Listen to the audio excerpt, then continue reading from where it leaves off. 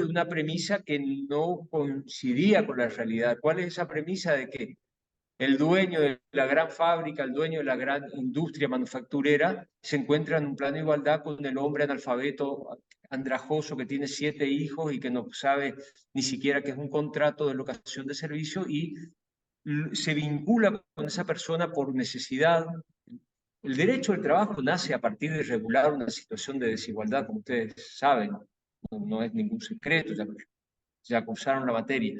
Y hay un factor que es la necesidad económica o el apremio económico que tiene la persona que no tiene la capacidad de trabajar en forma independiente y de subsistir con su trabajo independiente. Porque quien tiene la capacidad de subsistir en forma independiente y generarse recursos en forma independiente, no va a recurrir a un tercero para ponerse a su disposición y trabajar bajo la subordinación y la dependencia de ese tercero.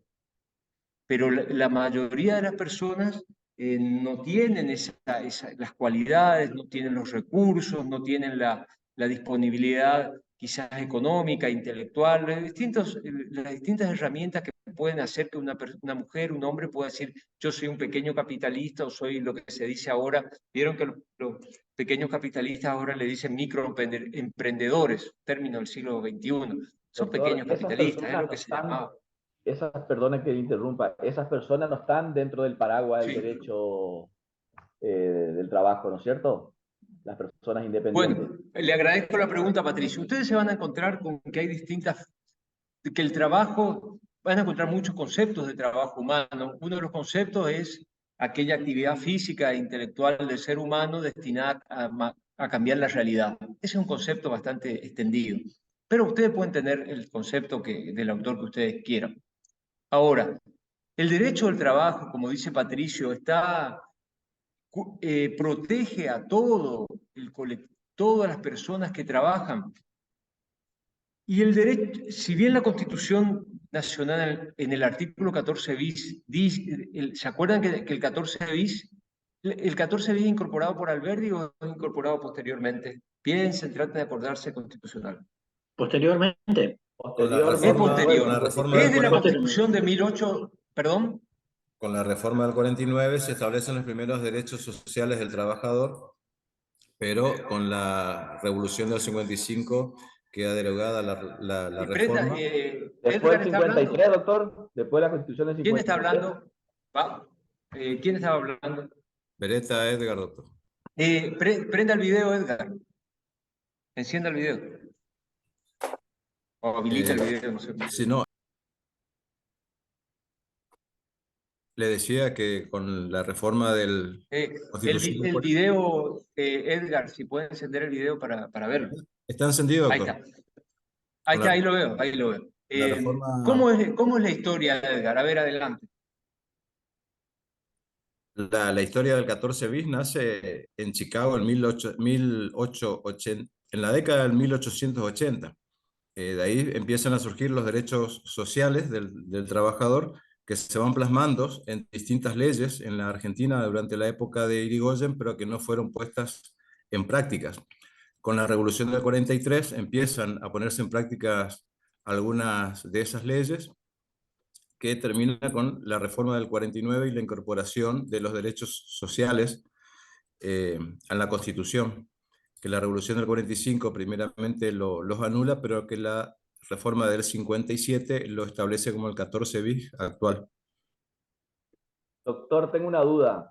¿No aparece primero Adelante. el 14 en la del 53 y posteriormente el 14 bis? Bueno, no sé quién hizo la pregunta, porque no lo... No, yo, doctor, Lucina. Patricio, bueno, sí, es como decía el compañero.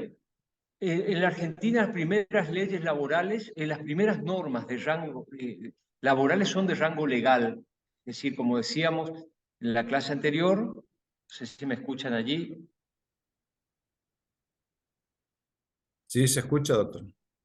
¿Me escuchan? Bueno, las primeras normas laborales son de rango legal.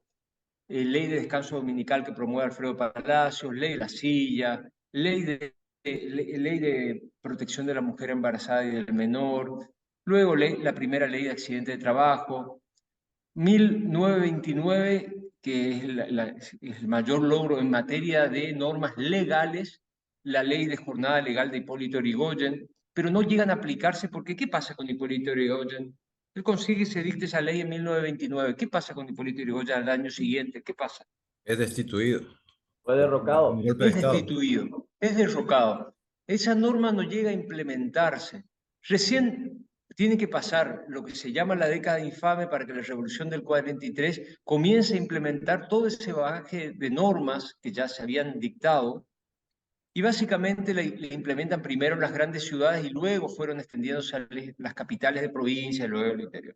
Ahora, la Constitución lo que establecía respecto al trabajo era el derecho a trabajar y estaba establecido solamente en el artículo 14 de la Constitución de Alberti. ¿Ahí me siguen o se corta? Sí, sí, le Sí, seguimos. le seguimos, profe. Bueno, se había establecido, en la Constitución de Alberti establece el derecho a trabajar en el artículo 14 y ejercer toda industria lícita.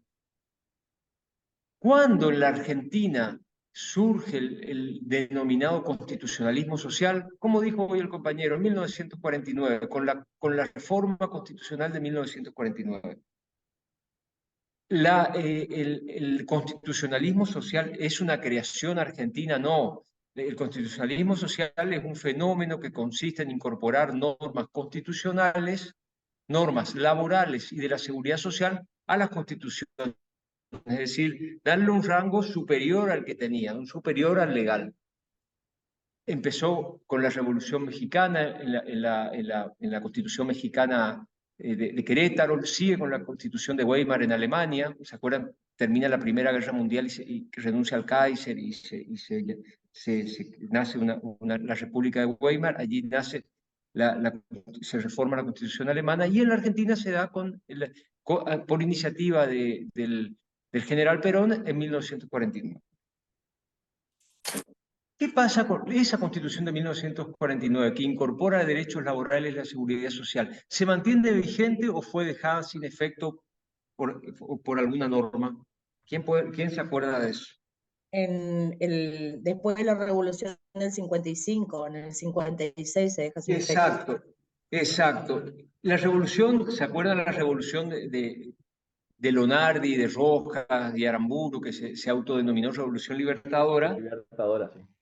Al año siguiente de la revolución, deja sin efecto esta constitución y llama una constituyente. En esa constituyente, como fruto de esa constituyente, se incorpora en un solo artículo todos los derechos laborales individuales en el primer párrafo, todos los derechos laborales colectivos en el segundo párrafo y todos los derechos de seguridad social en el tercer párrafo.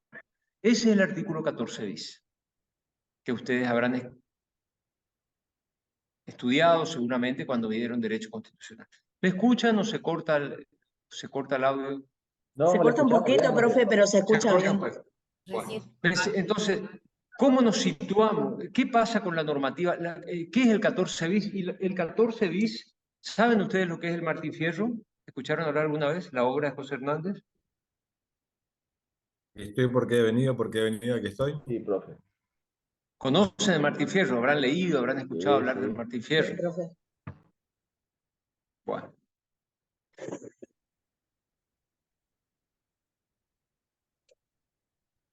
El Martín Fierro, El famoso Manco de Lepanto. no, acá estoy. El Martín Fierro, que es una obra de José Hernández, para la literatura argentina es la piedra angular de la literatura argentina. Y ustedes pueden decir que tiene que ver, estoy haciendo una analogía, porque el 14 bis es la piedra angular del derecho al trabajo. Es la norma fundamental del derecho al trabajo. No solamente por su contenido, sino porque por medio del 14 bis, el constituyente de 1957 le da una orden al legislador del futuro, es decir, a todos los legisladores que vinieron de 1957 hasta donde estamos nosotros.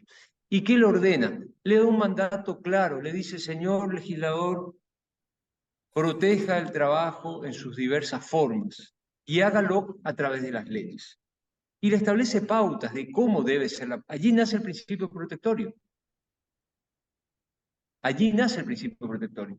¿Y cuál es? Pero el constituyente del 50, ¿por qué digo constituyente y no constituyentes y constituyentes? Porque en ese momento eran solo hombres.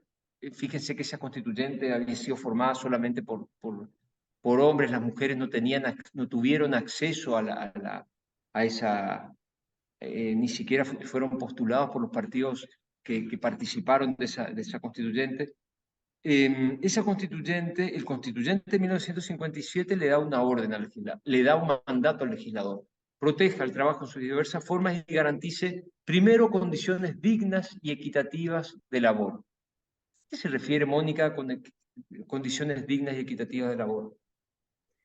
Dignas y equitativas, dignas obviamente que estamos no afecten a los derechos fundamentales de la dignidad del hombre, que no le exijan conductas que dañen su moral. Equitativas es que se trate a todos los iguales de igual manera, creo yo, no estoy... Bueno, esa norma, en esa norma debe inspirarse cualquier legislador para dictar una norma laboral que tiene que garantizar condiciones dignas y equitativas de labor. Retribución justa. ¿Qué significa retribución justa? El pago La adecuado por la remuneración, tarea realizada.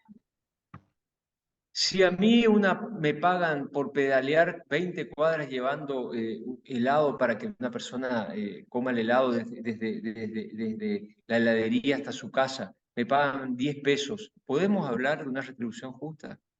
Si hago 20 no, cuadras, pero... Retribución justa y igual remuneración por igual tarea. Ese es el principio de la igualdad de trato entre el hombre y la mujer para el constituyente de 1957. Ya en 1957 Argentina era de avanzada. Fíjense que recién ahora Brasil estableció la prohibición de hacer diferenciación entre salarios de hombres y mujeres, y nosotros ya en 1957 teníamos una disposición constitucional que establecía la prohibición de hacer diferenciaciones entre personas que realicen la misma tarea. Igual remuneración por igual tarea. ¿Qué más dispone el 14 bis? muestra una desigualdad en detrimento por eso le dice al constituyente que lo proteja al trabajador, porque ante el empleador hay una diferencia muy grande, digamos. Siempre el empleador tiene supremacía a la orden de tomar un empleado, supremacía económica y, digamos, y de manejo del empleo. ¿Quién está hablando, Edgar? ¿Quién está hablando? Doctrina, ¿Patricio? doctrina, doctor. Patricio, perfecto. Bueno, perfecto. Así es, ese es el fundamento básico, esencial del 14 bis. Jornada limitada. ¿Qué significa jornada limitada? Ponerle un tope al horario de trabajo, porque antes los horarios eran muy extensos. Existía el trabajo a destajo, profesor. Supongamos que yo trabajo para Mónica y Mónica me hace trabajar 20 horas por día. Está cumpliendo con el mandato de jornada limitada, pero dice está limitado en 20 horas. No. ¿Está cumpliendo con el mandato? No. ¿Por qué? ¿Cómo se deben interpretar las normas? ¿En sentido literal o en sentido razonable? ¿En sentido... ¿Cómo se debe interpretar? Razonable. En Sentido sentido razonable y a los principios que lo crearon, ¿no? Que la inspiraron, a los principios Entonces, si Mónica dice, supongamos que la norma de Irigoyen, la ley de jornada legal, establece un límite de 8 horas diarias o 48 semanales.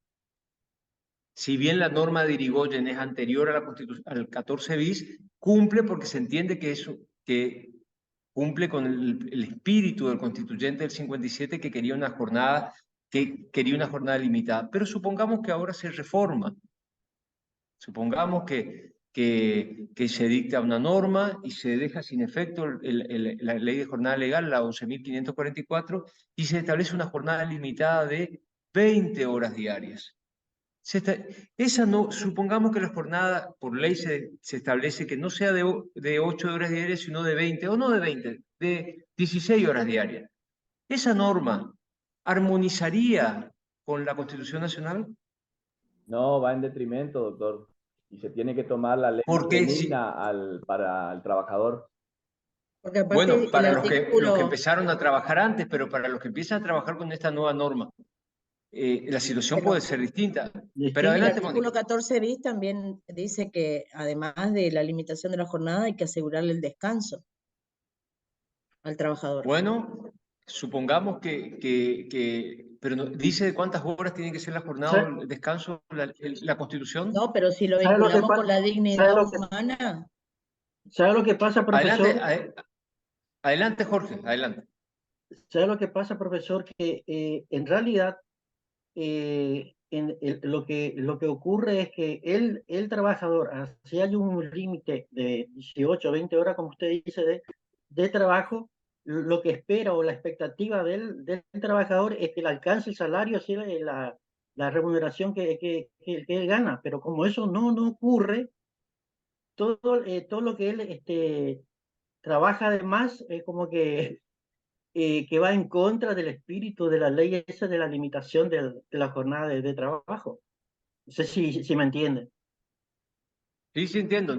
¿Qué piensan los otros? Doctor, Gracias, Jorge. ¿Qué piensan los otros compañeros? también creo que hay Si que se dicta considerar el contrato de trabajo, lo que firmaron las partes. A qué Bueno, vamos a ese tema.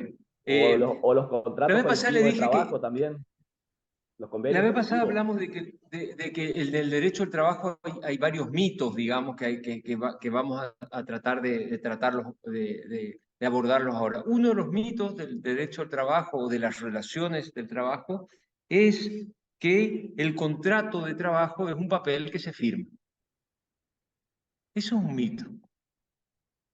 Porque vamos a mirar el artículo 21. ¿Tienen su ley de contrato de trabajo a mano o algunos tienen notebook como para mirar? Vamos a mirar el contrato, el artículo 21 de la ley de contrato de trabajo.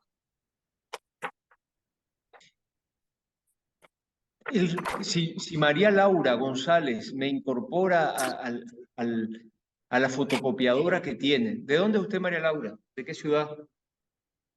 Yo de Formosa, doctor. ¿Capital o interior? Capital, señor. Bueno, supongamos María Laura tiene en la González Lelón una fotocopiadora y yo le pido trabajo y ella me dice, sí, Vallejos, empezás el lunes, hoy es martes, empiezo el lunes. ¿Hay contrato de trabajo? ¿Qué piensa usted, Vanessa Carrizo? ¿Hay contrato de trabajo? Sí, profe, hay contrato. Lo que no hay todavía es la ejecución del contrato, pero, o sea, no se está llevando a cabo, pero sí, ya hay una promesa por parte de la persona. ¿Hay una promesa o hay un contrato? Sí, hay un contrato y un acuerdo de ambas partes. Exacto, el contrato es el acuerdo. El contrato, exacto, el contrato es el acuerdo. ¿Necesitamos instrumentarlo por escrito o basta con el acuerdo? Basta con el acuerdo, profe. Hay libertad de Basta forma. con el acuerdo. Hay libertad de forma. Ahora, la generalidad de la población, incluso algunos abogados que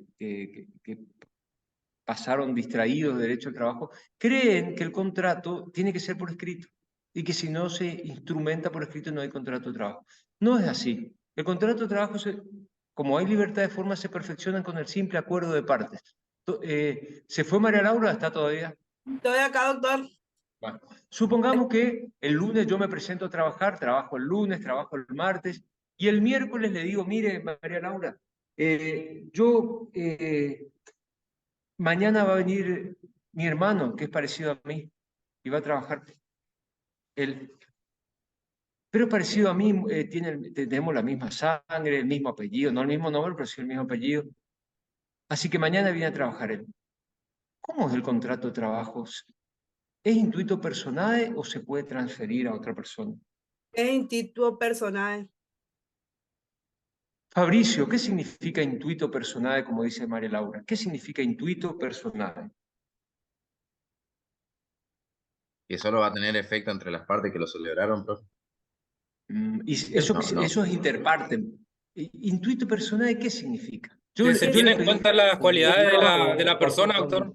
Por las condiciones Ajá. personales. El trabajador Bueno. presta su servicio en forma personal. Sí. Y no Solamente puedo esa- mandar a otro, y si yo consigo uno parecido a mí, no lo puedo mandar. No, son las cualidades y condiciones personales. Es una Por lo cual característica yo también del contrato de trabajo. solicito un determinado trabajo.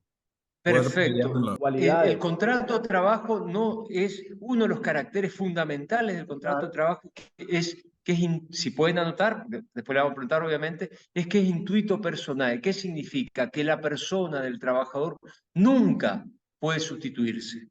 Ni aunque yo consiga uno que es parecido a mí, no se puede sustituir. Es insustituible. Ahora, eso significa técnicamente hablando que no se admite la novación subjetiva por parte del personal dependiente. Esa es novación subjetiva. Ahora, la novación subjetiva por parte del patrón, ¿está permitido?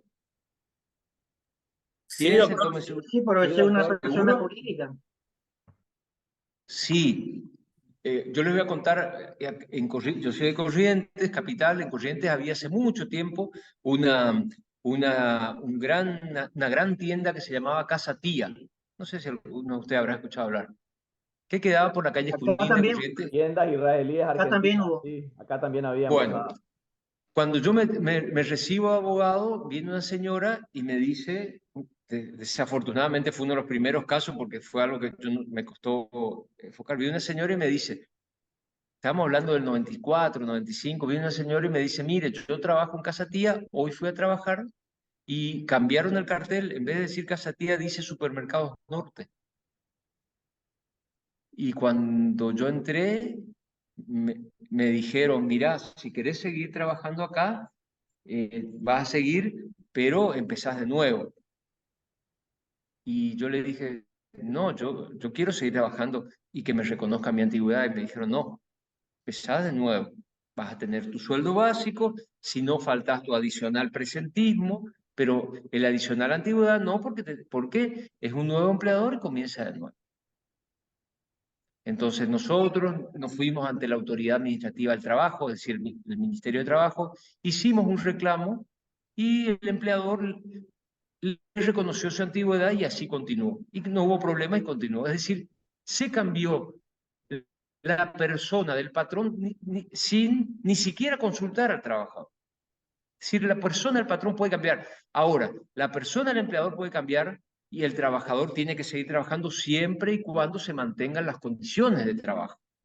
Que a veces cuando se transfieren los fondos de comercio, no se hacen. Empieza un nuevo empleador, supongamos que Jorge, ¿de dónde es usted, Jorge Alberto? Posadas Capital, profesor. ¿De Formosa Capital? Posadas Capital.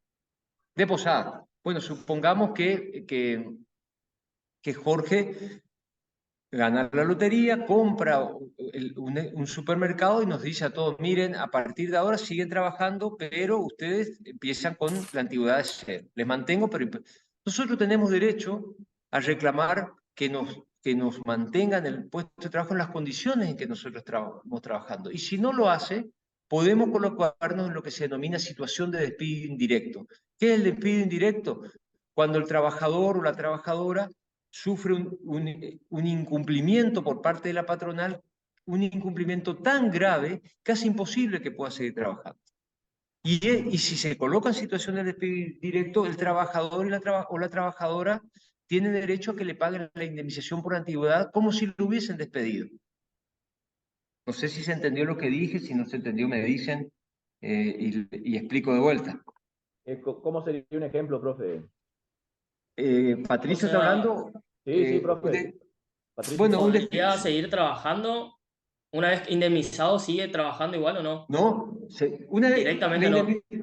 se extingue el vínculo. Ah, porque yo conozco un caso, disculpe que Adelante, adelante. conozco un Cuéntenos, caso Juan. en el que un conocido mío Sí. cambió de dueño de la empresa donde laburaba y le indemnizaron por todos esos años de antigüedad que tenía antes con los dueños viejos de la empresa. Pero siguieron después trabajando igual y les sigue reconociendo los años de antigüedad. Bueno, si a mí me reconocen los años de antigüedad y sigo trabajando, no hay inconveniente. Es muy frecuente también de que alguien compre el fondo de comercio o se transfiera la empresa y yo siga trabajando. Pero a veces pasa, ahí no hay problema. El problema está, se les va a presentar a ustedes cuando se reciban con alguien que les diga, miren, yo trabajaba en un establecimiento gastronómico que queda en tal lugar. Un día fui y me dijeron que se vendió el establecimiento y que hay un nuevo patrón y no me reconocen la antigüedad. O me quieren bajar de jefe de mozo a auxiliar de mozo. O me quieren pasar de jefe de cocina a lavacopas. Allí se va a presentar el problema, porque el trabajador tiene derecho a que se le mantengan sus condiciones de trabajo idénticas a las que estaban. Claro. ¿Por qué se presenta ahora? El patrón también puede despedirlo, pero si el patrón lo despide, tiene que pagar una indemnización que se llama indemnización por antigüedad, que como creo que les dije en la clase pasada, la indemnización por antigüedad, el patrón cuando incorpora a alguien a la empresa, supongamos que Luis tiene un establecimiento, una estación de servicio en Posada. Es de Posada, usted Luis Bogado, ¿no es cierto? Sí, profe, de Posadas. Bueno, Luis tiene una estación de servicio en Posada. Yo le pido trabajo, me dice sí. Le digo, ¿qué voy a hacer? Y él me dice, mira, vas a ser encargado, o vas a ser operario de playa, o vas a ser engrasador, o vas a ser el cuidador. Él me asigna la categoría. Él me incorpora a la empresa. Vamos a determinar el objeto, qué significa el objeto. Básicamente, ¿qué voy a hacer yo en ese trabajo? Y en el objeto incluye la categoría profesional. ¿Qué significa la categoría profesional? ¿A qué les recuerda a usted el término categoría profesional? Es la categoría, A un escalafón dentro de la... clasificada en el mismo estatuto, diríamos, de derechos Exacto. trabajadores. Lo que en el derecho público se dice escalafón. ¿Qué lugar yo ocupo dentro de la empresa? ¿Qué lugar yo ocupo dentro de la empresa? La función que desarrolla cada uno. La función que desarrolla. A mí me pasó cuando estudiaba abogacía, cuando estaba terminando abogacía, que una persona me dijo, una persona de otra provincia, de otra ciudad cercana a Corrientes, me dijo, cuando te recibas, vení al estudio a trabajar conmigo. Pasaron 6 meses, un año, me recibí, fui a trabajar al estudio jurídico y la persona que era dueña del estudio jurídico dijo, bueno, vamos a darle la bienvenida a César, que es una persona joven. Yo en ese momento tenía 23 años, así que imagínense todo lo que pasó. Una persona joven que va a incorporarse a trabajar acá en el estudio, que se, 1993. Dijo, muy bien, denle las boletas de Samet y de Sechep, que son las boletas para pagar el agua y la luz en el Chaco, y que vaya a pagar. Entonces me dan la boleta, me voy y pago. Y después esa persona me dijo, mirá, fíjate los expedientes que quiera, y antes de irte, pegarle una repasadita a la oficina. Entonces dije, ¿cómo una repasadita? Y me dice, pegarle una barrida. Si vos sos joven, tenés fuerza, qué sé yo, etcétera, etcétera. Bien. ¿Ese patrón estaba obrando de buena fe? Vamos a mirar el artículo 63 de la Ley de Contrato de Trabajo y después me contesta. ¿Ese patrón estaba obrando de buena fe? Y después del 63, antes de que hablemos, vamos a mirar el 66, el ius variante. Miren el 63, léanlo tranquilo, tómense unos 3, 4 minutos, y después lean el 66 y vean el ius variante. Y después me dicen si estaba obrando de buena fe y si estaba ejerciendo su poder de introducir modificaciones al vínculo laboral en forma correcta. ¿Es posible que solamente a mí me pudo haber pasado una cosa así o le pudo haber pasado a otras personas? No, es como una puede haber pasado a práctica. otras personas. Es como Porque una siempre en la práctica relación laboral. Bien, Siempre bueno, perdón, en la yo relación laboral, le hice un pedido contradictorio. Lean el 63, lean el 66 y ahí les hago las preguntas. Quedan tranquilos de la Ley de Contrato de Trabajo. Artículo 63 y artículo 66 de la Ley de Contrato de Trabajo.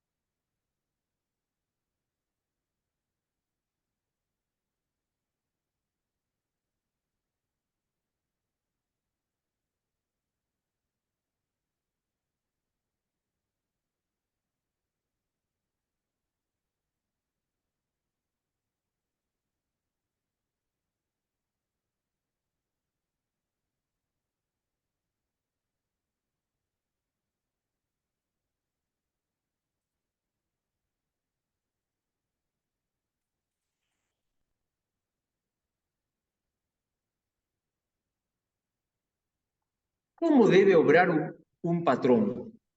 De buena fe, doctor. Con, Buena fe. ¿Y Con cómo buena fe. determinamos qué es la buena fe? debe actuar con probidad, diríamos, y con rectitud en las relaciones laborales. ¿Leyeron el 63 o me están contestando sin haber leído? El Sí. profesor tiene que actuar con claridad en el planteo de la ¿Qué relación de dice? trabajo. ¿Y cómo determinamos si Patricio, supongamos que Patricio era el titular de ese estudio jurídico, y Patricio modifica el objeto de trabajo, porque en ese acuerdo que hicimos, yo tenía, pensando de buena fe, yo tenía derecho a creer de que iba a trabajar como auxiliar administrativo, como auxiliar legal, o como abogado del estudio, pero no que iba a cumplir funciones de otro tipo, maestranza, por ejemplo, o cadetería. Ahora, ¿cómo se puede determinar si un patrón o una patrona obra de buena fe o de mala fe? ¿Qué pauta nos da el artículo 63? La conducta. Que no afecte la moral del empleado. Pero ¿qué dice el 63? Nos da una pauta bastante simple. ¿Cuál es? ¿Están leyendo el 63 o me están diciendo que leen y no leen? Sí, Leemos. estamos leyendo, profesor. ¿Y Ajustar su ¿Puedo leer? conducta. qué hizo Norberto Centeno, el correntino, el santotomeño que hizo la ley de contrato de trabajo? Se fue al derecho romano y trajo una figura del derecho romano y la adoptó al derecho del trabajo, y se fue al derecho comercial y trajo otra figura del derecho comercial y la adaptó al derecho del trabajo. ¿Cómo debe ser la conducta del patrón? Recto. ¿Cómo? Rectitud. ¿Y qué dice la ley? Conducta. ¿Y qué dice la ley? Habla de buen trabajador y buen empleador. Exacto. ¿Qué figura copia Centeno para qué figura del derecho romano? Buen hombre de familia. Exacto. ¿Se acuerdan que los romanos, para decir si Cristian es un buen padre o es un mal padre, dicen un buen padre haría esto? Y si la respuesta es sí, ese hombre actuó bien.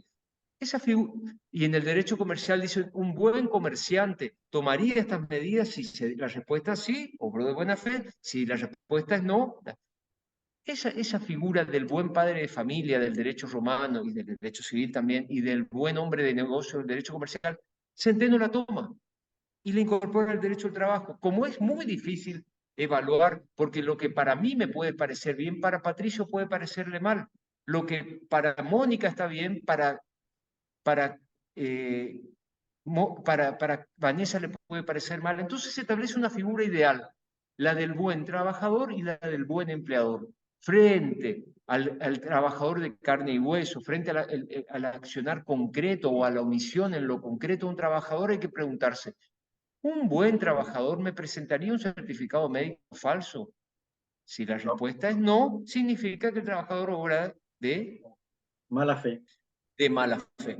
Un buen trabajador, supongamos en un supermercado, aprovecharía que el patrón no está y tomaría la cerveza del patrón y escondería luego la botella. No, si la respuesta es no, se puede decir que un buen empleador acosaría a una trabajadora. Si la respuesta es no, ese patrón que un buen empleador que me da a entender, aunque sea en forma tácita, que yo voy a tener determinada categoría y me modifica la categoría, ¿obra como un buen empleador? No. No. Creería que en la relación laboral, tanto del lado del empleador como del trabajador, debería haber rectitud y honestidad. Debe haber buena fe. Debe haber buena fe, porque una persona puede ser honesta, puede ser recta, pero no ser un buen trabajador. Ejemplo, ustedes van a ver que a veces se van a alguna administración pública de cualquier provincia y están todos tomando café, tomando té, y uno está esperando y no lo atienden. ¿Son personas rectas? Quizás lo sean. ¿Son personas deshonestas que estén hurtando algo que no corresponde? Quizás no lo sé, quizás no, quizás sean honestas, pero no tienen contracción al trabajo. Entonces un trabajador puede ser honesto, puede ser recto, puede ser que no toque un peso del patrón, pero puede ser que no tenga contracción al trabajo. Y si no tiene contracción al trabajo, no está obrando, ¿sí? O no tiene dedicación, no está obrando como un buen trabajador. Ustedes van a ver, por ejemplo, si se van Red Megatones, o a ver, por nombrar alguno, Chango Más, lo que fuese, que van a algún lugar a comprar electrodomésticos que a veces que están los vendedores y hay vendedores que se apuran a salir a recibirlo. Y hay otros vendedores que están mirando su celular. Está bien, están viendo si nos le mandaron algo en Instagram, lo que sea, pero están obrando como buenos trabajadores y cuando tienen que cumplir sus funciones se desentienden. Entonces, para eso el legislador creó en 1974 figura. Cuando usted, doctora Carrizo, tiene un trabajador que le dice, mire, mi patrón, cuando empecé a trabajar me hizo firmar recibo en blanco. Usted tiene que decir, ¿un buen patrón haría eso? Sí. O me hizo firmar pagarés, por ejemplo. ¿Usted diría, un buen empleador haría eso? No. Si la respuesta es no, él obró de mala fe. Si usted tiene una persona que le dice, doctora Carrizo, yo tengo una estación de servicio, tengo un trabajador que me presentó certificado médico y después subió en Facebook un video que estaba en las comparsas en Corriente Bailante. ¿Ese trabajador obró de buena fe? No. Si la respuesta es no, en este caso, ese dueño de estación de servicio le va a decir, doctora Carrizo, ¿y qué puedo hacer? Y ahí Vanessa va a ir, ¿a qué artículo? Vamos a mirar el artículo 67. El empleador le pide asesoramiento a Vanessa porque hay un incumplimiento de un trabajador. Medidas disciplinarias. Puede tomar proporcionales a medidas disciplinarias, puede tomar medidas disciplinarias, puede tomar medidas disciplinarias. Fíjense ustedes, paremos un poquito aquí. ¿Qué otro contrato de derecho privado argentino una parte tiene facultades de darle órdenes a otra, introducir modificaciones en la prestación, en la forma o modalidad de las tareas y aplicar sanciones al que no cumple? ¿Qué otro contrato del derecho privado se puede hacer eso? No me digan el policía que trabaja en tal cosa o el que trabaja porque eso es empleo público. Es derecho privado argentino. ¿Qué otro contrato me habilita a mí que yo le dé órdenes a Jorge que le pueda enviar ciertas modalidades, no esenciales, pero sí accidentales, y que además pueda aplicar sanciones si incumple? Si yo tengo con Jorge un contrato de compraventa, ¿le puedo aplicar sanciones si él no cumple? ¿Le puedo suspender por 2 días o algo por el estilo? No, profesor. No, profe. No, le puedo cambiar la cosa que se vende, puedo decirle, mire, yo quedé en venderte este terreno que está en un lugar alto, en Formosa, y te cambio por otro que es inundable. ¿Le puedo cambiar la cosa? No, profesor. No. Quedé en entregarle una motocicleta una motocicleta de modelo 2016 y le digo, no, pero mira, me miré bien, era modelo 1998. No puedo hacer eso, porque no se pueden introducir cambios. Ahora, el derecho al trabajo tiene esa particularidad, esa es la particularidad de la relación de dependencia. La relación de dependencia tiene una particularidad, que yo me pongo a las órdenes de un tercero, en este caso, supongamos que yo le pido trabajo a Vanessa me trajo, me pongo a las órdenes de un tercero, y esa persona puede introducir ciertos cambios en la modalidad, ciertos cambios, no fundamentales, ciertos cambios, y a la vez, si yo no cumplo, me puedo aplicar sanción. Ahora, supongamos que Vanessa, ¿usted, Vanessa, de dónde me dijo que es de Formosa Capital? No, de Posadas. De Posadas. Supongamos que Vanessa, en Posadas debe hacer calor como en Corrientes, ¿no es cierto? ¿O es más fresco? No, el mismo calor. Vivimos el mismo mal. Bueno, supongamos que usted compra un split o un aire acondicionado ventana y le llama a una persona y le dice le pide para que le conecte, para que le instale. Y esa persona, con esa persona hay una promesa suya de que le va a pagar una suma de dinero y a cambio esa persona tiene que ejecutar obras a su favor. ¿Va a haber un vínculo de naturaleza laboral o de naturaleza civil? ¿Vamos por el contrato de trabajo o por la locación de obra? Locación de obra. Vamos por el de obra o servicio. ¿Por qué? ¿Y qué pasa si si supongamos Patricio quedó en ir a instalarle el aire un día, supongamos que estamos en enero con 45 grados, quedó que iba a ir un día a las 5 de la tarde, Usted lo esperó y no llega, llega al día siguiente. ¿Usted le puede aplicar sanciones a Patricio porque hizo eso? ¿No? No, no puede hacer. Con que no se enoje Patricio, usted ya está contento porque lo que quiere es que le instalen el aire. Hay una contraprestación, él pone su fuerza de trabajo a disposición suya, usted le paga un precio, pero ese precio, ¿cómo se llama en la locación de servicio? ¿Se llama remuneración u honorarios? Honorarios, profesor. Se llaman honorarios.